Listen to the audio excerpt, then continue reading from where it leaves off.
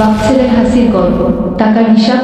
একদিন বাচ্চা ছেলে রনি তার বাবা সাহেবকে খুব সিরিয়াস হয়ে বলে, রনি বাবা, আমাকে টাকা দিন, আমি স্কুলে একটা নতুন বই কিনব।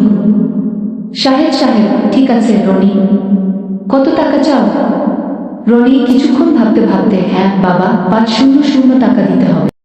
সাহেব অবাক হয়ে বললেন, তুমি তো আগেও বলেছিলে 200 টাকা লাগবে, আজ আবার 500 টাকা? রনি মুচকি হেসে, বাবা, আসলে 200 টাকা দিয়ে বই কিনলে বাড়িতে এসে দেখবো মা বলবে তুমি তো বই কিনলে, কিন্তু টিফিনের জন্য কি টাকা এনেছো? সাহেব একটু হেসে বললেন, তুমি আমার মতো তো ভাবো না, তোকে দিচ্ছি 500 টাকা, কিন্তু পরের বার মার কাছে যাওয়ার আগে এই টাকা দিয়ে কিছু খাবার কিনে নিও, বুঝলে? রনি হেসে, ঠিক আছে বাবা, আমি জানি যে তুমি সবসময় আমার পাশে থাকো। এভাবেই বাবা ছেলের মধ্যে হাসি ঠাট্টা আর সম্পর্কের মজার দিক দেখা যায়।